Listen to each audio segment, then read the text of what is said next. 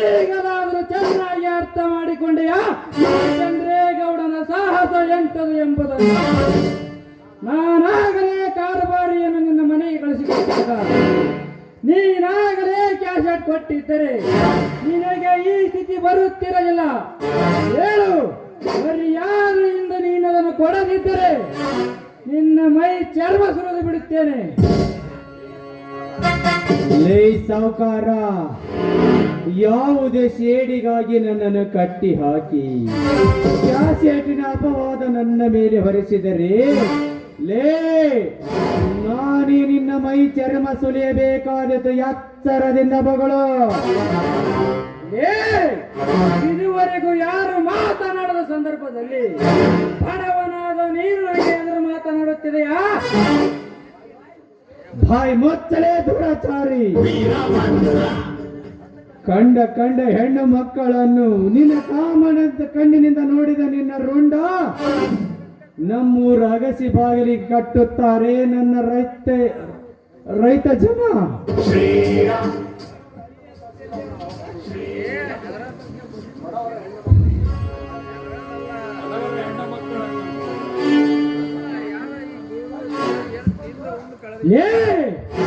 ಕಟ್ಟಿ ಹಾಕಿಸಿಕೊಂಡು ಗೂಟಕ್ಕೂ ನೀರಿಗೂ ಸಹ ಗತಿ ಇಲ್ಲದೆ ನರಳಿ ಸಾಯುವ ನೀನು ನನ್ನ ದೇಹ ಇಬ್ಬಾಗ ಮಾಡುವೆಯಾ? ಈಗಲೇ ನಿನ್ನ ದೇಹವನ್ನು ತುಂಡು ತುಂಡಾಗಿ ಕತ್ತರಿಸಿ ನರಿ ನಾಯಿಗಳಿಗೆ ಹಾಕಿ ಬಿಡ್ತೀನಿ, ನೀನು ನೋಡ್ತಾ ಇರು. ಲೇ ಕೂಡ ನಿನ್ನ ಎಚ್ಚರಿಕೆ ಮಾತುಗಳಿಗೆ ಹೆದರುವ ಹೇಡಿಯಲ್ಲ ಈ ಬಲ ಭೀಮ. ಲೇ ನೀ ಮಾಡುವ ಅತ್ಯಾಚಾರಗಳನ್ನು ಕಂಡು ಈ ರೈತರೆಲ್ಲರೂ ಅಚ್ಚಿಗೆದ್ದು ಬಿಚ್ಚು ಹತ್ತಿಯನ್ನು ಹಿಡಿದರೆ ಕೊಚ್ಚಿ ಹೋಗೋದು ರೈತನ ಸೇಡಿನ ಸಾಗರದಲ್ಲಿ ಈ ನಿನ್ನ ಕೆಟ್ಟ ದೇಹ. ಬಿಚ್ಚು ಗತ್ತಿಯ ಲೇ ಹುತ್ತ, ನೀವೆಲ್ಲ ಬಿಚ್ಚು ಗತ್ತಿಗಳನ್ನು ಹಿಡಿದು ಬೀಸುತ್ತಾ ಬರಾಚೆ ಬರುವುದರಲ್ಲಿ ನಿಮ್ಮನ್ನು ಭಸ್ಮ ಮಾಡಿ ಊರಿಗೆ ಊರೇ ತೆಗಿಸುವಂತೆ ಬೆಂಕಿ ಹಚ್ಚಿ ಬಿಡ್ತೀನಿ, ನೀನು ನೋಡ್ತಾ ಇರು. ಲೇ ಬೆಂಕಿ ಹಚ್ಚುವ ನಿನ್ನ ನೆತ್ತರವನ್ನು ಈ ಭೂತಾಯಿಗೆ ಅರ್ಪಿಸಿದಾಗಲೇ ರೈತರ ಆತ್ಮಕ್ಕೆ ಶಾಂತಿ. ಇಲ್ಲದಿದ್ದರೆ ಹಾಗೆ ನಡೆಯುವುದು ರೈತರ ಕ್ರಾಂತಿ.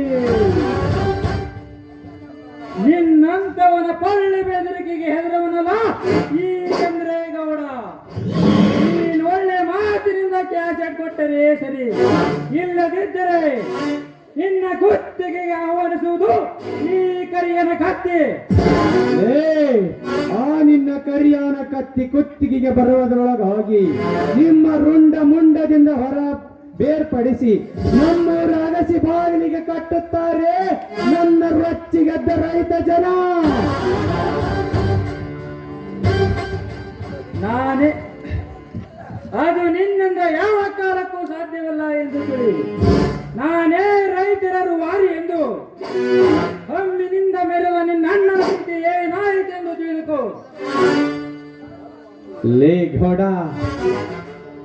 ಸರ್ವಾಸ್ತಿ ಹೋದರು ಹೆದರುವ ಕುಲವಲ್ಲ ನಮ್ಮದು.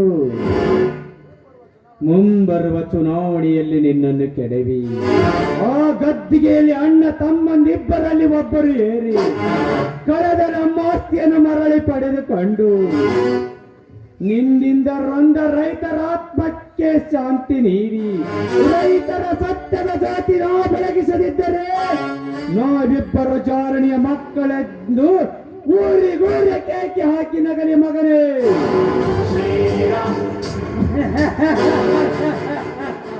ಅಧಿಕಾರ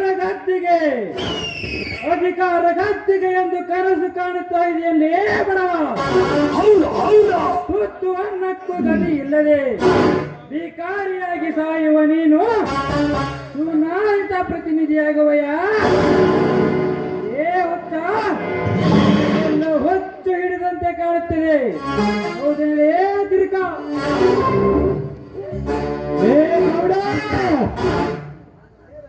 ನನ್ನ ಮೇಲೆ ಕೈ ಮಾಡುವಷ್ಟು ಸೊಕ್ಕು ಬಂದಿತ್ತನಲೇ ಬಡವ ನಿನಗೆ.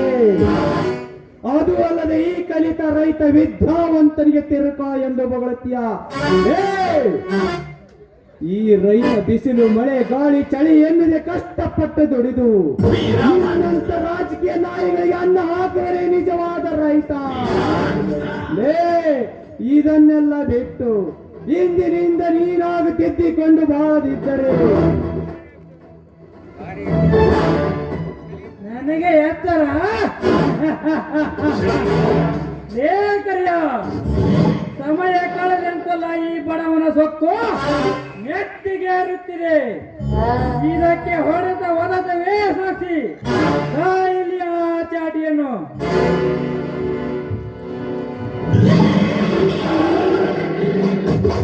ಏನಲೇ ನನ್ನ ಕ್ಯಾಸೆಟ್ ಕೊಡೋದಾಗಲೇ ನನ್ನನ್ನು ಮಾತು ಸಾಕ್ಷ್ಯ ಮಾತು ಸಾಯಲಿಯೇ ಬರಕೊಂಡೆ.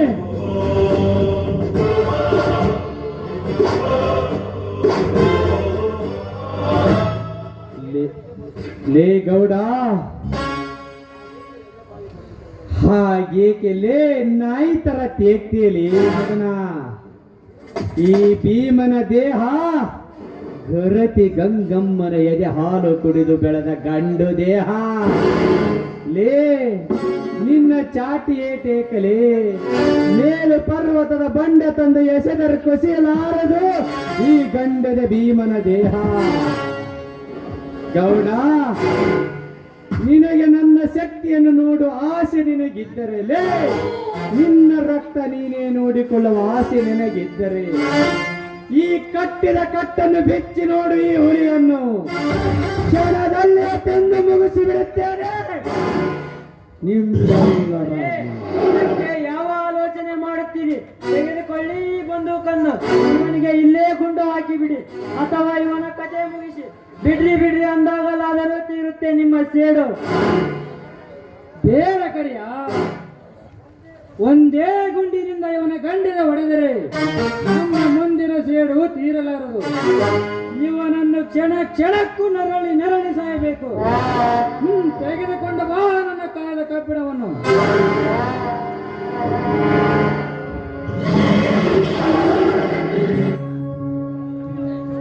ತೆಗೆದುಕೊಳ್ಳಿ ಗೌಡ್ರೆ, ತೆಗೆದುಕೊಳ್ಳಿ. ಲೇ ಗೌಡ, ಲೇ ಸಾವುಕಾರ, ಎಂದಾದರೊಂದು ದಿನ ಸತ್ತು ಹೋಗುವ ಈ ಜೀವಕ್ಕೆ ಹೆದರಿ ತಲೆ ಬಾಗುವುದಿಲ್ಲ ಈ ಬಲ ಭೀಮ. ಲೇ ನಾನು ನಿನ್ನ ಕೈಯಲ್ಲಿ ಸತ್ತರು ಸಂಗೊಳ್ಳಿ ರಾಯಣ್ಣನ ಕೆಚ್ಚದ ವೀರನಾಗಿ ಸಾಯ್ತೇನೆ ವಿನಃ ನಿನ್ನಂತ ಬ್ರಿಟಿಷ ಜಾತಿಯ ನಾಯಿಗೆಂದು ಶರಣಾಗಲಾರೆ. ಶರಣು ಎನ್ನದೆ ಹೋದರೆ ನಿನ್ನ ಮರಣ ಖಂಡಿತ. ದೀಪ ಆರುವ ಮುನ್ನ ಪ್ರಜ್ವಲಿಸಿ ಸಾಯೋಕೆ ನೀನು ಹೀಗೆ ಚೀರಾಡ್ತೇಂದೇ ಚೀರಾಡು.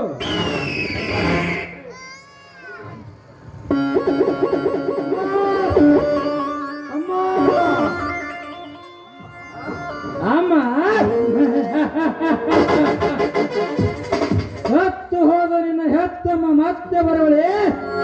ಸಾಧ್ಯವಿಲ್ಲ. ನಿನಗೆ ಸ್ಮಶಾನವೇ ಸಾಕ್ಷಿ. ಏ ಗೌಡ, ಇದು ಹನುಮ ಶಕ್ತಿಯ ವಜ್ರಕಾಯ. ನಾನಿನ್ನ ಕೈಯಲ್ಲಿ ಸತ್ತರೂ ಈ ಶೇಡಿನ ಒಂದು ಕಿಡಿ ನಿನ್ನನ್ನು ಸುಡದೆ ಬಿಡಲಾರದು ಮಗನೇ. ನೀನೇ ಸತ್ತ ಮೇಲೆ ಎಲ್ಲವೂ ಸತ್ತಂತೆ ಸರಿ. ಕ್ಯಾಸೆಟ್ ಕೊಡೋದಾಗಲೇ ವಾಪಸ್ತಾಸ್ತೀಯ. ಕೊರಿಯ ನಡೆಯ ಹೋಗೋಣ. ಇವನ ಹೆಣ ಹತ್ತು ಕಾಗಿಗೆ ಹಾಕೋಣ.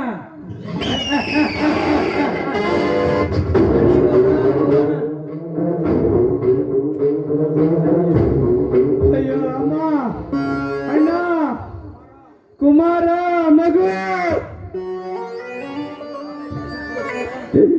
ನೀನಾಗಲೇ ಕ್ಯಾಸೆಟ್ ನೋಡು ಎಂದಿದ್ದರೆ ಆ ಕ್ಯಾಸೆಟ್ ಅನ್ನು ನೋಡಿ ಅಲ್ಲೇ ಕಥೆ ಮುಗಿಸಿ ಬಿಡುತ್ತಿದ್ದರಪ್ಪ. ಅಯ್ಯೋ ನೀರು ನೀರು.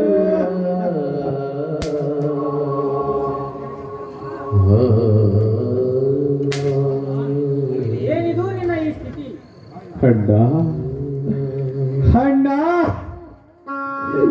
ನೀನು ನನ್ನನ್ನು ನೋಡಲು ಬಂದಿರಣ್ಣ. ಅತ್ತಿಗೆ ಬಂದರದಲ್ಲಿ ಬಿಗಿಯಾಗಿದ್ದ ನೀನು ಈ ತಮ್ಮನನ್ನು ನೋಡಲು ಬಂದಿರಣ್ಣ. ಮಗು ಕುಮಾರ,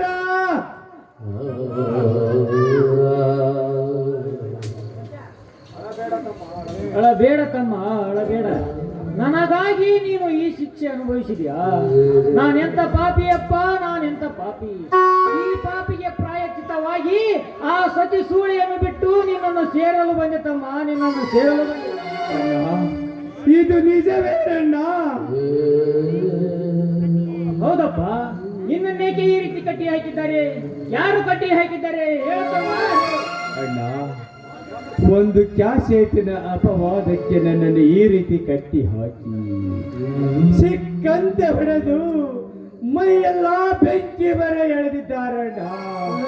ಆ ಬರೆಯಿಂದ ಈ ಭೀಮನ ದೇಹ ತತ್ತರಿಸಿ ಹೋಗಿದೆ ಅಣ್ಣ. ಚಿಕ್ಕಪ್ಪ, ಕಲಿಯುಗದ ಭೀಮನಾಗಿ ನಿನ್ನ ಕಣ್ಣಲ್ಲಿ ನೀರು. ಬಿಡೋದನ್ನು ಹಿಂದೆ ಮುಂದೆ ಹೇಳುವ ವಿಷಯವನ್ನು ಈಗಲೇ ಹೇಳುತ್ತೇನೆ ಕೇಳು.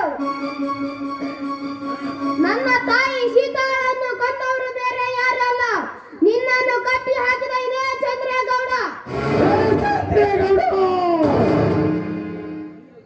ನೀನು ಬಚ್ಚಿಟ್ಟ ಕ್ಯಾಸೆಟ್ ಈಗಲೇ ತೆಗೆದು ನೋಡು. ಅದರಲ್ಲಿ ನಿನ್ನ ಸ್ನೇಹಿತನ ಯಶವಂತನ ಕೊಲೆಯಾಗಿದೆ. ಅದನ್ನು ಬೇರೆ ಯಾರೂ ಮಾಡಿಲ್ಲ, ಆ ನೀತಿಗಟ್ಟ ನರೇಂದ್ರನೇ ಮಾಡಿದ್ದು. ನರೇಂದ್ರ, ನರೇಂದ್ರ ಕುಮಾರ, ಈ ವಿಷಯ ನಿನಗೇನು ಗೊತ್ತಪ್ಪ? ನೀನು ಹೇಗೆ ಸಿಬಿಐ ಅಧಿಕಾರಿಯನ್ನು ಹೇಗೆ ಮುಚ್ಚಿಟ್ಟಿದ್ದೀಯೋ ಹಾಗೆ ಗುಪ್ತವಾಗಿ ಓಡಾಡುತ್ತಿರುವ ನಿನ್ನ ಹಿಂದೆ PSI ಇನ್ಸ್ಪೆಕ್ಟರ್ ರಂಗ ಹೇಳಿದ್ದಾರೆ. ಕುಮಾರ, ಇದಕ್ಕೆ ಮುಂದೇನು ಮಾಡಬೇಕು ಮಗು? ಇನ್ನು ತಡಬೇಡ. ನಮ್ಮ ಈ ಸೇಡು ತೀರಬೇಕಾದರೆ ನೀನು ದ್ವಾಪಾರಯುಗ ಕುಂತಿಯ ಪುತ್ರ ಕಲಿಯುಗದ ಭೀಮನಾಗಲೇಬೇಕು. ಅನ್ಯಾಯದಿಂದ ಈ ಗೌಡ ಕಟ್ಟದ ಸರಪಳಿಯನ್ನು ಕೇವಲ ನಿನ್ನ ಹರಕು ಚಪ್ಪಲಿಗೆ ಸಮಾನ. ನಿನ್ನ ಹೆತ್ತ ತಾಯಿ ನೆನೆದುಕೊಂಡು ಈಗಲೇ ಹರಿದು ಸಾಕು ಈ ಸರಪಳಿಯನ್ನು. ಅಮ್ಮ,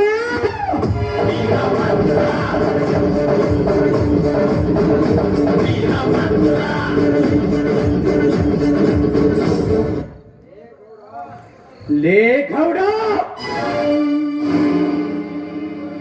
ಇಲ್ಲಿವರೆಗೂ ನನ್ನ ಮನೆತನಕ್ಕೆ ಮಾಡಿದ ಅನ್ಯಾಯಗಳಿಗೆ ಹಿಂದೆ ಬಗ್ಗೆ ಆಡವೆ ಮಗನೇ. ಲೇ, ನೀನೀಗ ನಿನ್ನ ತಾಯಿಯ ಗರ್ಭದಲ್ಲಿ ಅಡಗಿದ್ದರೂ ಸರಿ, ನಿನ್ನನ್ನು ಹೊರಗೆಳೆದು ನಿನ್ನ ರುಂಡ ಮುಂಡವನ್ನು ಬೇರ್ಪಡಿಸಿ ನಮ್ಮೂರ ಅಗಸಿ ಬಾಗಿಲಿಗೆ ಕಟ್ಟಿ ನಿನ್ನ ರಕ್ತದಿಂದ ನನ್ನ ಸತ್ತವರ ಸಮಾಧಿಗೆ ರಕ್ತ ನೈವೇದ್ಯ ಮಾಡದೆ ಹೋದರೆ ನಾನು ಕಲಿಯುಗದ ಕಾಲಿಯುಗದ ಬಲ ಭೀಮನೇ ಅಲ್ಲ. ಅಣ್ಣ, ಅವನಿಗಿಂದೇ ಮಂಗಳ ಹಾಡೋಣ, ನಡೆಯಕ್ಕೆ ಹೋಗೋಣ. ನಡೆಯಬೇಕು.